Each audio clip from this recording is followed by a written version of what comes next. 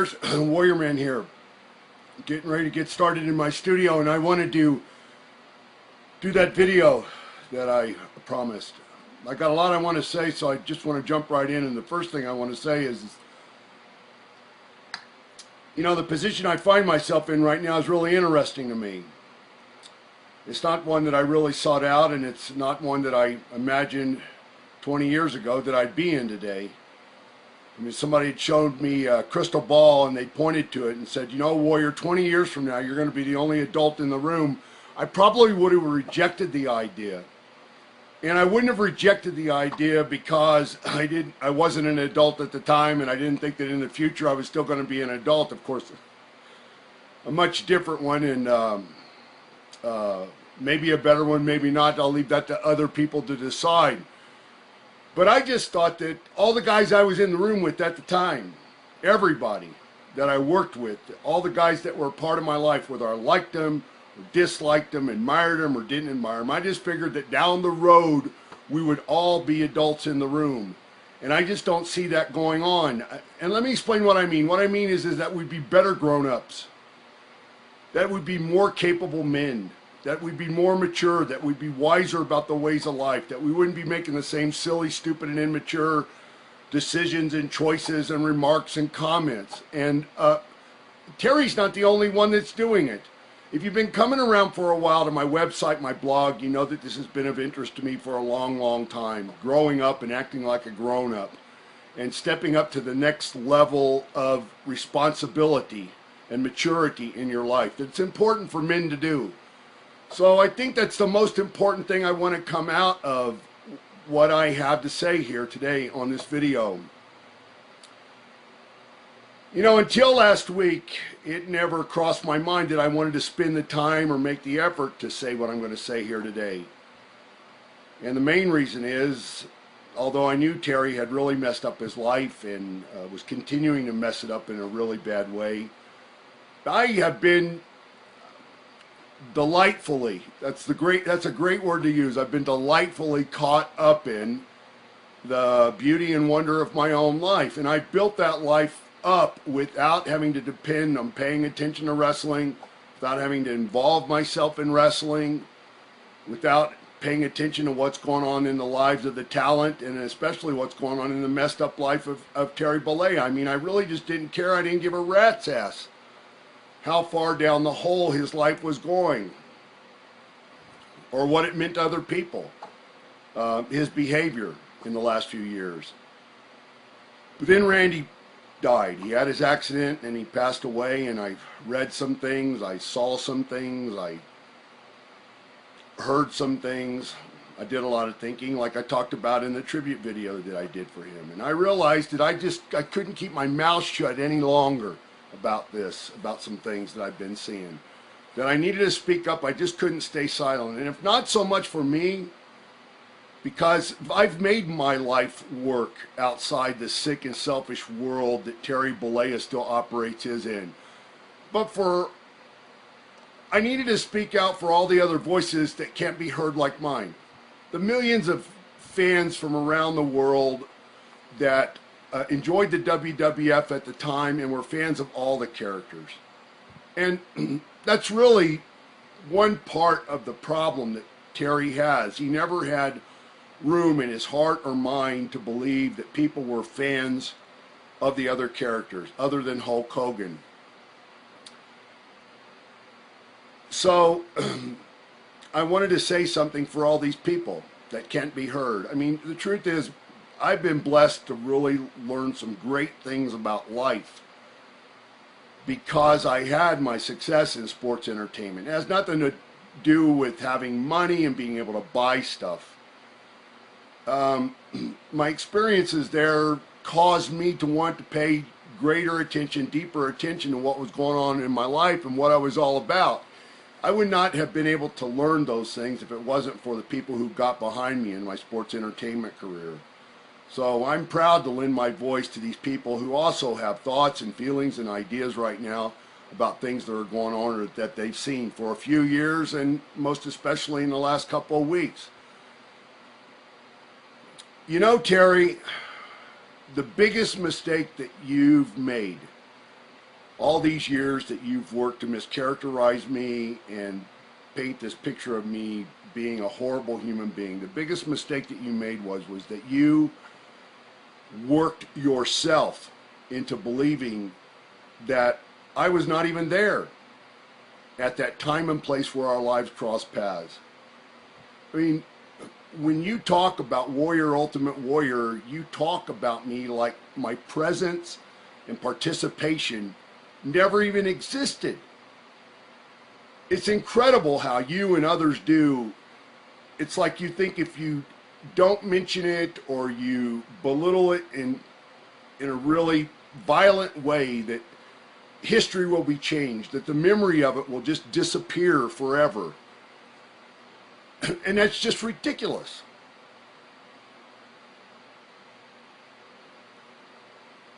I know you. And you know I know you. You know that I know the real you. You know that I know that when you think about the wrestling world, in your mind, there was only room for Terry Bollea and nobody else. You know that I know what kind of malicious and backstabbing operator you are. And you know that when I have something to say about you, it is not a guess. Others know it too. They know that I don't bullshit. They know that I never have. On the other hand, you have a long-running reputation for being a liar and a fraud and a phony. I do own a piece of your psyche. And if I do, then all the Ultimate Warrior fans do too. And the proof of that is your actions over the years. I mean, all the mocking and ridiculing and the beating up on and the devaluing of Ultimate Warrior's time in the business, that it was worthless, it was just a flash in the pan. All that you do, all the years I've been away from the business to make it even less valuable. And you guys still, every chance you get, you reference something, Warrior, Ultimate something, to tease the wrestling audience or pique their curiosity. And it goes all the way back to Renegade, which you denied for years until a book publisher walked in the room and started throwing a few $100s around for people to do tell-all books, and the truth came out then. The Triton character that you tried to get away with, I sent the cease and desist, where you showed the shadowy imagery on the inside of the arena walls. The guy coincidentally happened to be the guy who played me in Steve Sting's movie. I remember talking to Bischoff in 1998 when I was going to come in, and he's all excited one day, jumping up and down on the phone like a kid with ants in his pants. And he's saying, yeah, Terry's out shooting a movie right now. It's titled The Ultimate Something. And he's got hair just like yours.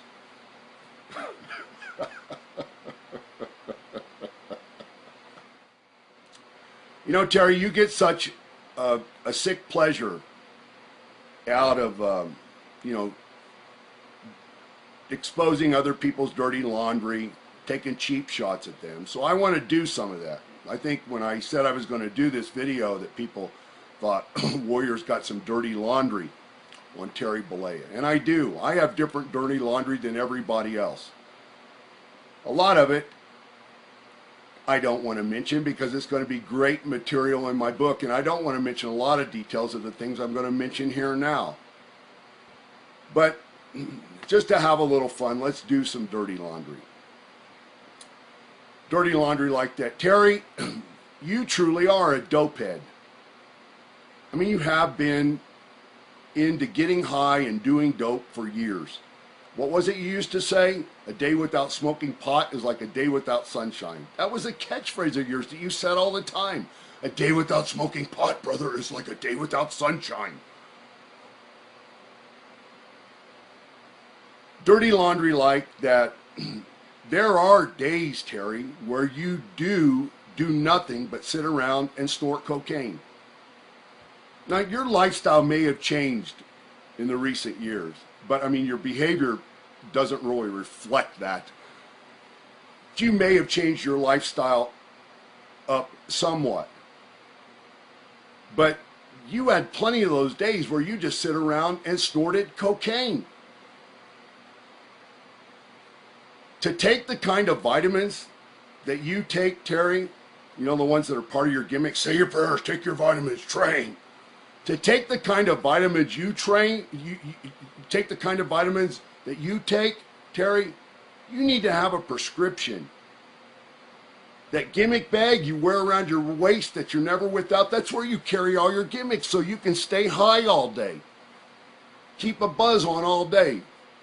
Of course, anybody that gets into that thing now that I said that, they won't find anything. You'll find another place to stash your stuff.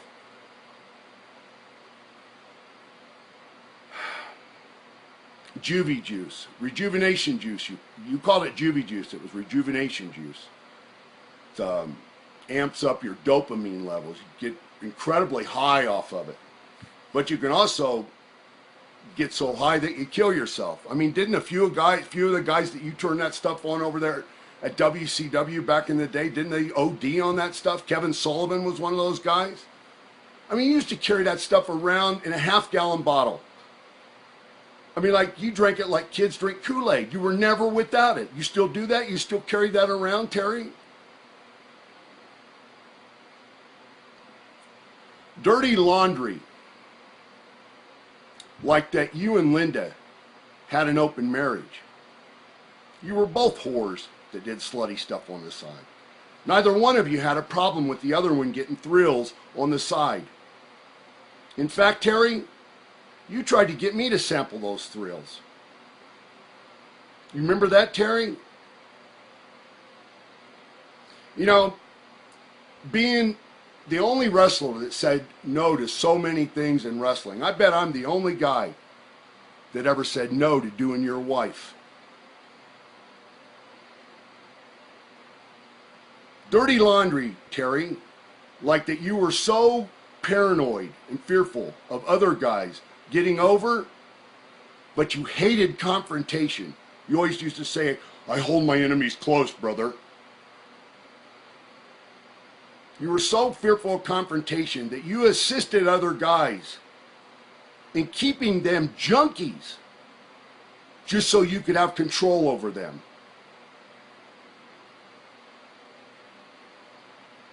You're not a good or decent human being, Terry.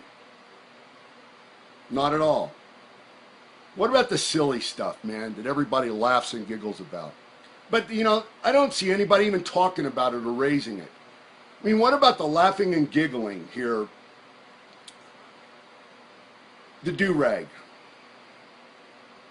I mean, you still wearing the do-rag, man. You're almost 60 years old, still doing the gimmick, wearing the 50-cent sunglasses you buy down on Venice Beach by the dozen. I mean, I can only imagine how many extra millions it cost you in your divorce settlement when you walked into the divorce proceedings looking the fool that you did. I mean, were you not aware of what kind of idiot you looked like? I mean, Linda's lawyer must have been pissing down his leg. And the judge, too. The court reporter, everybody involved in the thing, the press. I mean, was it worth it to feed your ego, the gimmick's ego? To continue to dress like a clown and not have any decorum whatsoever for professional settings? To walk in and just start doing the gimmick?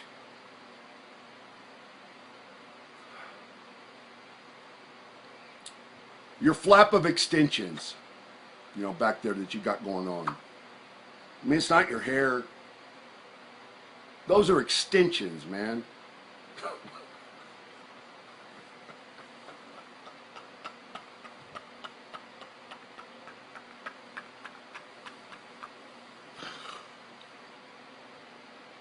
You know, I see a guy with a comb over, and also when I see overweight people, you know, really overweight people, I say, man, there's some serious character flaws going on there. Serious lack of character happening there. A guy with a flap of extensions? I mean, I don't even know where to start. I don't know where to start. I mean, a whole cartoon series could be made out of that. I joke with people. I used to joke with people this way. I said, you know, if you lift that flap of extension on the back of Terry's neck, you would find the Wizard of Oz. And I realized that I was wrong, or only partially right. You wouldn't find the Wizard of Oz, but you would find the Scarecrow, the Tin Man, and the Lion. Because you don't have a brain, you don't have a heart, and you have absolutely no fucking courage.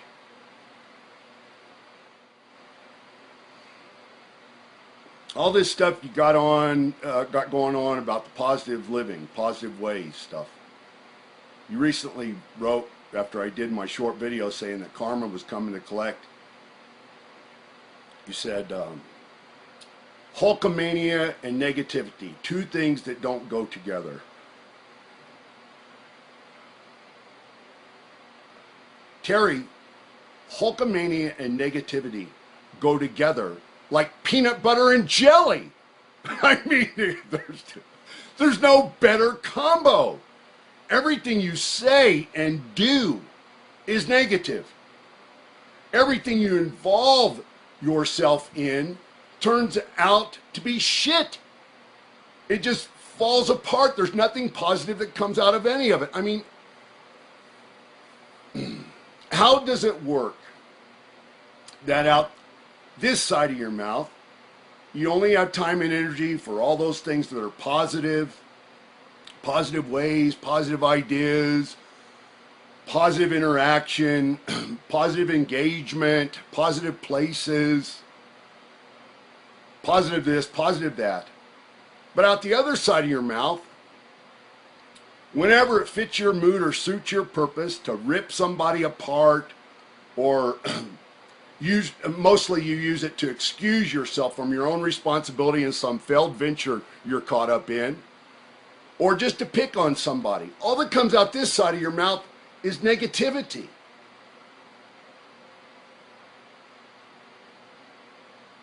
People who still use their minds, they want to know how that works. Because it's talking out both sides of your mouth, it's hypocrisy to the max. I mean, it's unbelievable. The hypocrisy is unbelievable, but what's even more unbelievable is your denial of it.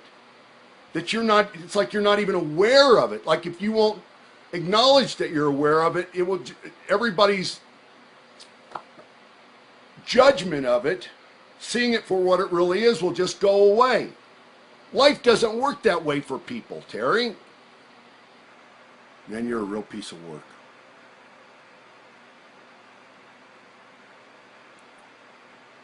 I want to address that comment you made. I want to wrap this thing up. I want to address that comment you made in the interview where you said Hulkamania is entwined in society.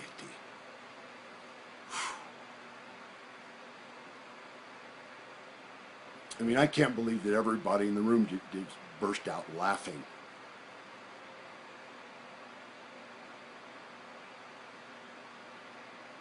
It's another one of those examples of how you come up with these on-the-fly remarks and you think they're loaded with intelligence. But all they do is tell the story of how frickin' stupid you truly are. Hulkamania. Terry is entwined throughout society, but not in the positive, cherished way that you think it is. You and men like you, Arnold Schwarzenegger, Tiger Woods, Mel Gibson, all these guys recently, other athletes like you, other celebrities like you, other men who have no celebrity at all. You are all enablers of the screwed up state of our society now. All the dysfunction that's going on in our society now, you're an enabler of it. You're one of the leading contributors, Terry, with your Hulkamania to the screwed up state of our culture. And all the degenerate, just idiotic, perverse behavior that's going on. Your own messed up life and the pitiful adult example that you set give young people ideas and excuses that they can live undisciplined and unprincipled lives without any shame, guilt, or remorse, just like you do. Life for most people, Terry, isn't a work. They can't afford the serious damages that come along with making stupid choices. You're a wealthy man, you can. You can behave immaturely and irresponsibly, and whatever price has to be paid, you can afford to pay it. When you lose one multi-million-dollar house, you just move to another multi-billion-dollar house. For as long as you can, anyway. Other people can't do that.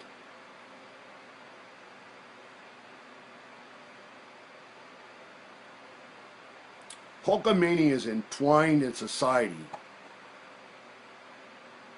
by the example you've set of how to fuck up a life.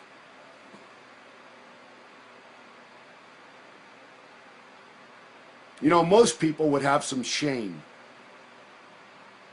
Most people would say, you know, I got to get my act together and I got to be more accountable for these screwed up choices and decisions I've been making. Most people would man up, Terry. I mean, Randy had it right. What was the title of his album or that song he dedicated to you? Be a Man? I mean, you've tried everything else. Why don't you try, for once, being a man? Try that suit on, Terry, and see if it works for you. You're lying.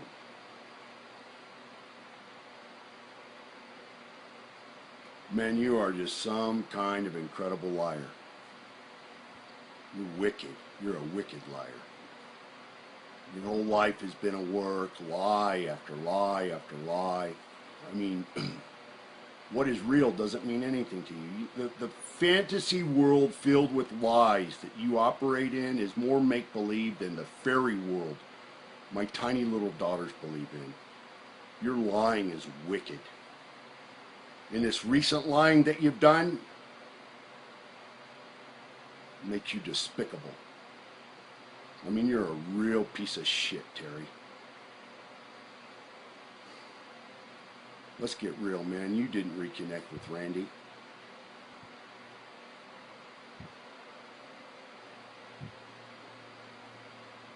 You only said that to make yourself look good. You made that story up, you made that lie up so you could make yourself look good and get the media's attention that you reconnected with Randy. I mean, by your own account, man. You just recently reconnected with a friend you hadn't spoken to in 10 years. 10 years there was silence between you and Randy. And you go on that sit-down interview show and you throw Randy under the bus in the hateful, vile way that you did? What's wrong with you, man? What kind of human being are you?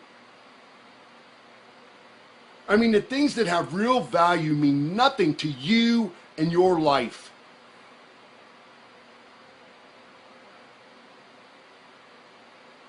I mean, to alleviate the heat, some of the heat from that, you're going to say, well, Randy hadn't had his accident when I sat down to do the interview. That makes you even more of a scumbag. I mean, you hadn't talked to your friend in 10 years.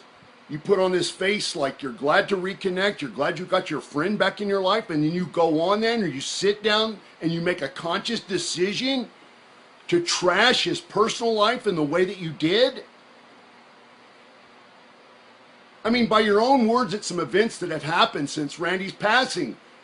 And the words that you used and the stories you told, they prove that you didn't reconnect with Randy. You crossed paths with him about a year ago in a hospital and had a few words with him. He invited you to a barbecue, maybe a step toward reconnecting, but you bashed him and mocked him in another one of those Hulk and Friend, silly-ass Hulk and Friend tour things that you did.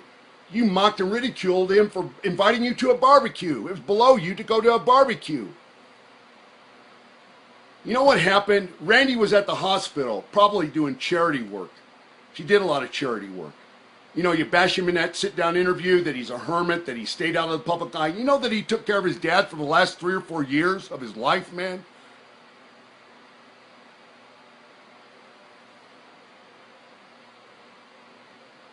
Randy was probably at the hospital doing charity work, heard that you were there. Instead of being a coward and running the opposite direction like you would have done, he stepped in the room and he said hello like a man. And you sit on that show and you laugh and giggle and you make jokes about him and Elizabeth's marriage falling apart. You know, let me be clear. Randy was a man. He got over his marriage, or the marriage that he had with Elizabeth, and that it fell apart. He moved on. That's the kind of person and man he was. When he decided to give his life to another person in his life, be married to them, he was all there. His whole heart was there. There's no question about that. And a lot of people are talking about Randy being married to Elizabeth, that he's going to meet Elizabeth. Yeah, that's like background noise that people are going to make because of what they remember from those times. But Randy's entire soul, mind, and heart was into the woman that he had chosen to be his wife now, not then, and Elizabeth. But you make fun of the whole thing. I was there, Terry, I know. You and Linda contributed to the fallout of their marriage. Randy was on the road, touring around with me night after night. You were shooting some movie in Florida or something like that, and you and Linda got in Elizabeth's ear that she needed to get out more, go do things on her own. You kept pressuring her, and it finally happened. And that was the beginning of the end. I mean, if Randy and Elizabeth, or Elizabeth had problems with Randy and that he was too possessive or whatever, then who were you? Who were you and Linda to think you were the capable counselors of setting everything afire? If they had problems in their marriage, let them arise on their own. There was no reason for you to stick their nose in their business. You did it because it's all part of the work. I have stories about how people receive things. That's how the game works. And that's how it works with Vince too. And whether you taught him or he taught you, man, part of this strategy back then was to make sure that the personal lives of talent were in constant chaos. Constant chaos, and keep them on the road.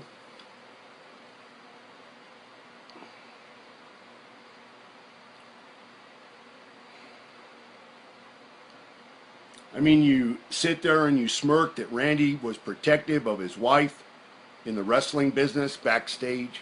I mean, the backstage environment is like a zoo. Hallways are set up as dressing rooms. You see guys half undressed, totally undressed, going to the shower in a towel or still in their underwear or their trunks. And Randy was being a stand-up husband, and you think that's something to make fun of? His wife, I mean, Elizabeth was one of the only women at the time that was in the backstage area.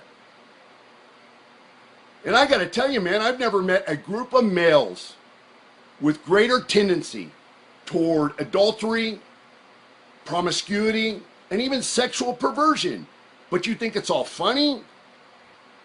That Randy behaved the way that he did, that he was protective of the wife that he loved? Well, of course you would. I mean, you didn't care if your wife slept with other guys. I guess by your standard, you think that Elizabeth ended up better off, right? I mean, by the end, she was, throwing back shots of whiskey and popping pills for breakfast, sitting across from Luger, who's eating his own bowl of steroids and other gimmicks. That was a better life. I mean, she's a literal skeleton in the ground now, but that's all the better for you because that's one less skeleton to come out of your closet. Right, Terry? You ended up sleeping with one of your daughter's friends. Your wife, I guess, that was one of those thrills on the side that Linda just couldn't handle. Your wife, She ends up betting the 17-year-old classmate of your daughter. Guy went to school with your daughter, who weirdly looks like a young version of you. And you end up marrying a girl who either looks like Linda when she was young or looks like Brooke now. I mean, you've confessed a lot of things in the last few years, but you're not confessing anything on that. It's just all too much. And the thing is, all this silliness, what it really does is point to how seriously you have some mental issues, man. I mean, you're just not right in the head.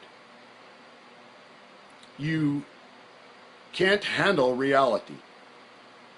And you are a pathological liar. I mean, for the last 10 years, you have destroyed your life. There's nothing positive about it. And you have destroyed the lives of those you claim to love and care about the most. I mean, let's look at your kids, man. I mean, they're of legal age right now, right? You spent all these years making up lies about me. I guess it's okay if I point out some of the truths about them. Your daughter, Brooke, she had incredible talent, man. She really did. But you ruined it for her. I mean, you tried to play favorites with your entertainment buddies and friends. Most of them are just thugs. You tried to buy other favors on the side so you could just gift wrap success and just hand it to her with a bow wrapped around it. Instead of doing the right thing as a parent and teaching her the value of hard work, sacrifice, self-discipline, patience. You know, that thing that everybody knows is paying dues. I mean, you taught her the most important thing was what image she could create superficially, not what talent she could perform seriously. When she did that silly ass reality show of her own, and she's just out there floundering around now. She didn't think for herself when she was on it. She let other people think for her. They plugged her into all these just idiotic, degenerate plots. And her 15 minutes of fame it's done, over, out, gone.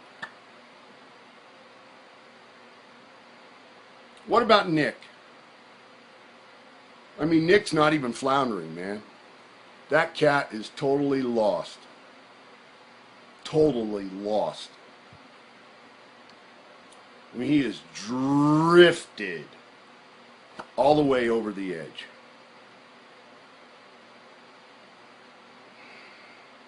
You recently made a comment that you didn't realize that Nick was such a good DJ.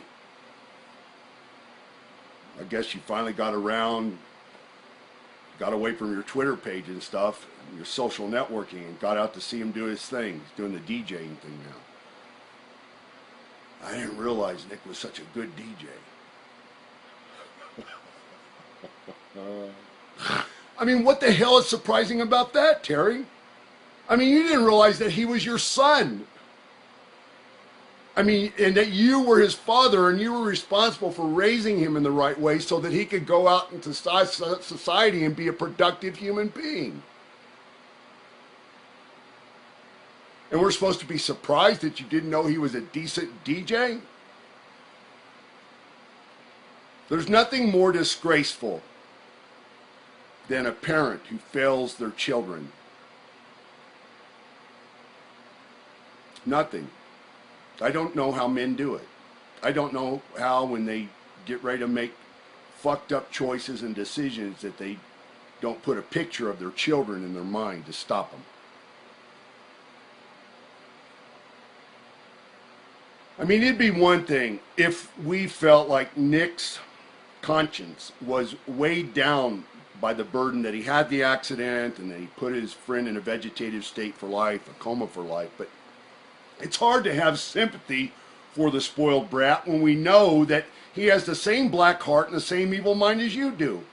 That's the way you raised him. When the audio tapes of those phone calls came out, that's you. That's you, Terry. That's how you operate. And that's how you raised him. It's not about your friends. It's not about having friends. It's about fuck others. It's about get whatever you can for yourself, no matter how bad or underhanded you have to behave. I mean, you guys together,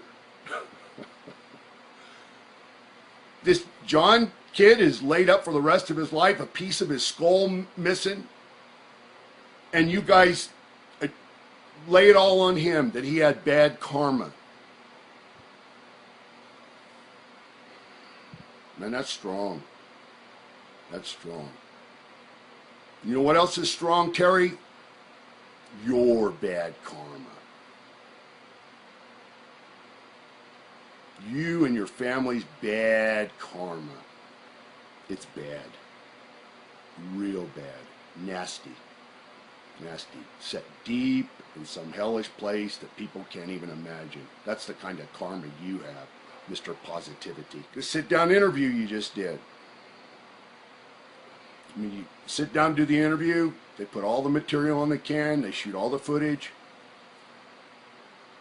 Whoever was charged with producing that show made an executive decision that out of all the stuff that you said, and I'm sure you said more than what was put on film and what people saw on TV. They cut a bunch of stuff out. They had to, because that's just the way it works. Somebody made an executive decision to use the 20-second clip where you say Ultimate Warrior was given a bullet to kill Hulkamania. I mean, people that do these things just don't throw darts or shit at the wall. They make those kind of decisions for a reason, because they mean something. And they were trying to draw viewers into watching the program. When you say Warrior Who, that's a lie. You know exactly Warrior Who, Terry. You know exactly Warrior Who. I mean, when you were on that show, you could see in your body language and in your face that you knew your lies weren't coming off. In that one moment where you're talking about, I can't remember what his finish was, and the lies you made up about me wanting to go home after 5 minutes.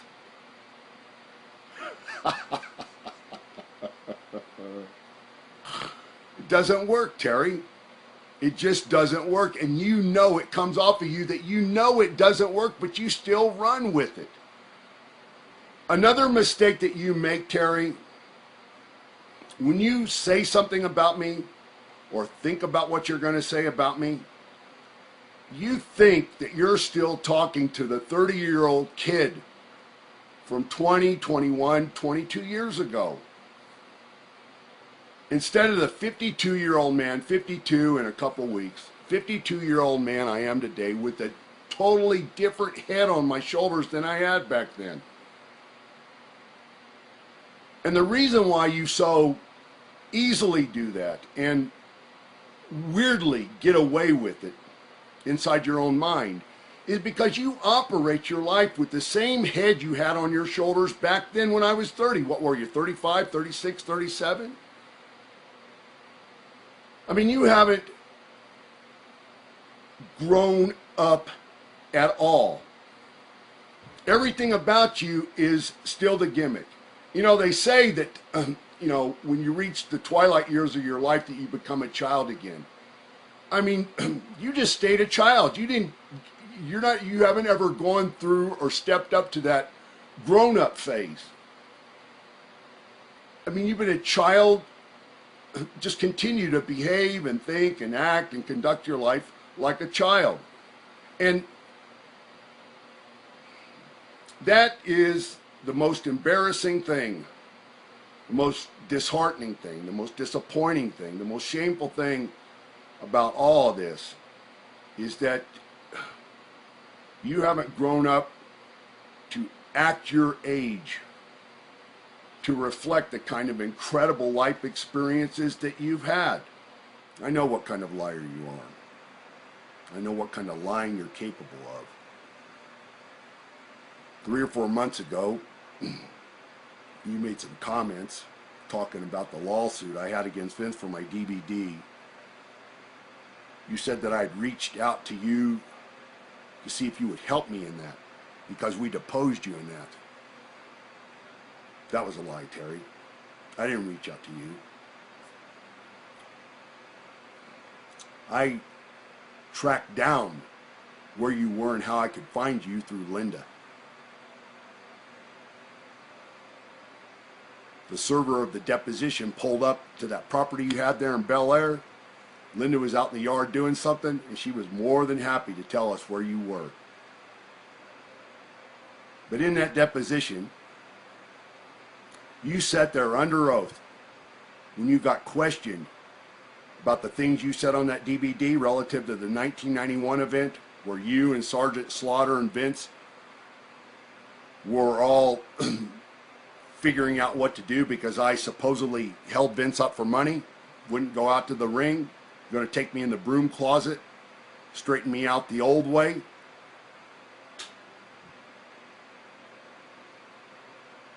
Sitting in a deposition under oath, watching a video replay of the exact things you said you had no idea about what happened, that you couldn't remember anything. I mean, isn't that odd, Terry, that you couldn't remember anything? And what was it, 2008, 2009, 4 years after the DVD came out? But in 2005, when you sat down to shoot the DVD, you remembered everything from 14 years back to 1991. I mean, you wouldn't even admit to the fact that you were sitting in your own house at the time to do the stuff you did on the DVD. You're sitting there looking at yourself, sitting in a room in your house, I think it was your library. All the furnishings and everything, you've been living around those for years. You wouldn't even admit that that was your house. I never called you to help me, Terry, but you helped me. Thanks, brother. You know, your bullet reference in that sit-down interview is really interesting. First, and especially so, because you weren't very good at making effective a use of one either, were you, Terry? I mean, let's get real, man. You made that story up in your book that you were sitting on the bed with a gun in your mouth. I mean, just to play the victim, just to get sympathy, just to keep up the work. Never off. That's your MO, your whole freaking life, never off the work. I mean, everybody who knows you knows that you don't have the courage to stick a gun in your mouth, let alone put a bullet in your head.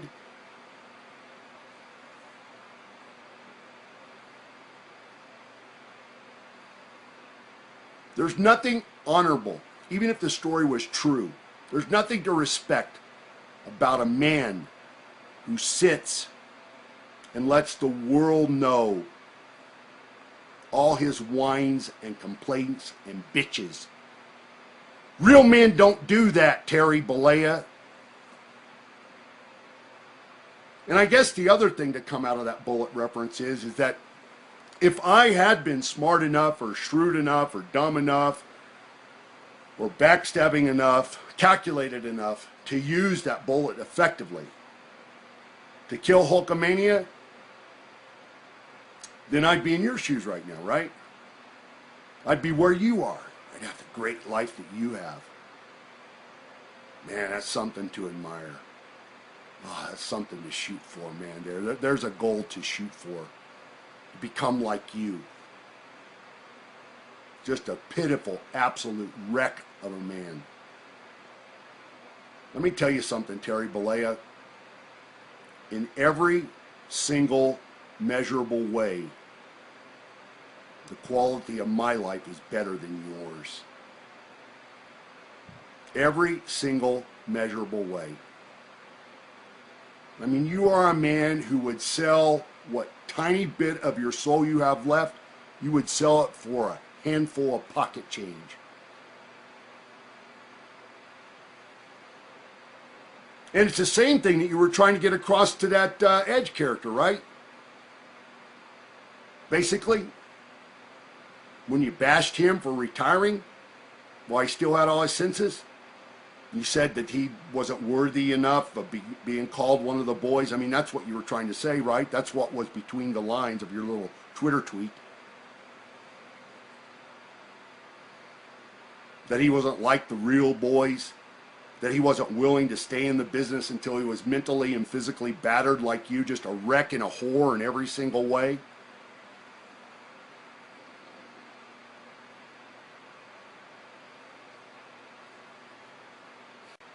The saddest part about it all, Terry, is that nobody wanted you to end up with the screwed up life that you now have. I don't remember anybody ever saying that that's what they thought in their mind or heart for you, that you would end up with a screwed up life. I never thought that. Everybody was okay with you being the leader. Everybody was okay that you got the biggest piece of the success pie, that you got the greatest experiences of anybody else. You were the white tiger. People admired you. But what we all expected was that down the road, that you would be a better grown-up, a better mature man, a wiser man.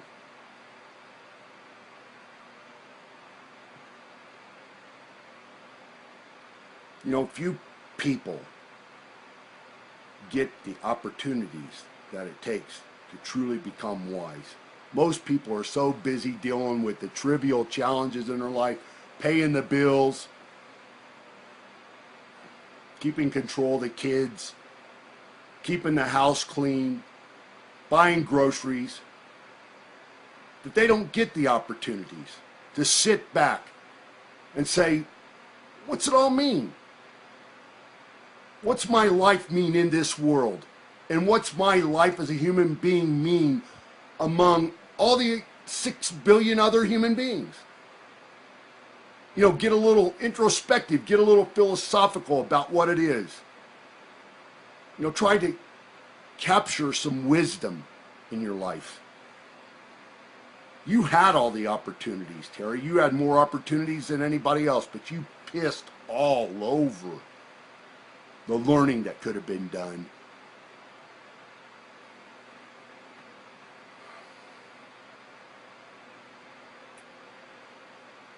You know, I always imagined over the years that somebody, whether it be a young guy with great raw talent, someone who you've snuffed out so they couldn't have any chance at success on their own, or one of the veterans in the business, somebody that's been in it for 20, 25 years, somebody you worked with and even stabbed in the back yourself.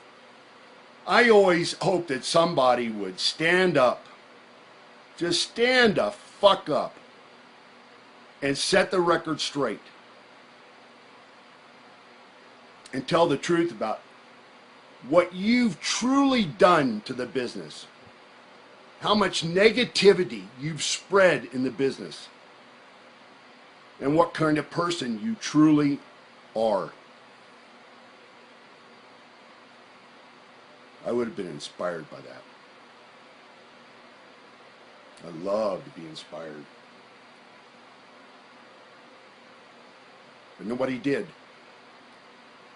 And that's why I felt like I needed to say the things that are on my mind and on the minds of millions of people whose voices will never be heard. There's a huge audience of people out there, Terry Bollea, Arnold Schwarzenegger, Tiger Woods, Mel Gibson. There's a huge audience of people out there who have had it up to here with freaking men like you. They don't enjoy you anymore. They don't respect you anymore. They're sick to their stomachs of you. They want you to pack your gear bag and go fucking home. Go home. If you can't contribute to the business, wrestling, because that's what you do, that's what you know, that's what you love. You have a passion for it, brother. If you can't contribute something at a higher level than just hogging the limelight from everybody else, so everybody else gets held back and the younger guys don't have a chance to have success in their own right, then go fucking home. Go home.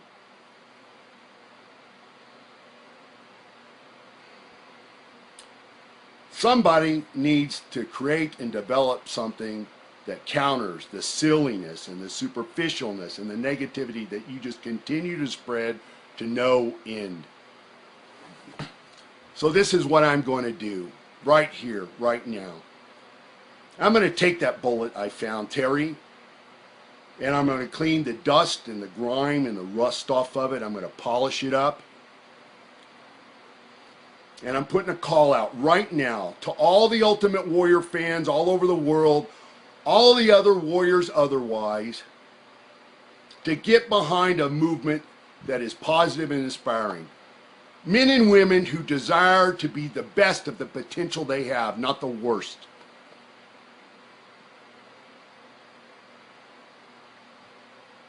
I want those Ultimate Warrior fans and all those other warriors to enlist in this, to help me load that bullet up into the chamber. And I will shoulder the weapon, and I'm going to pull the trigger. I'll pull that trigger. This, Terry, is how karma is coming to collect.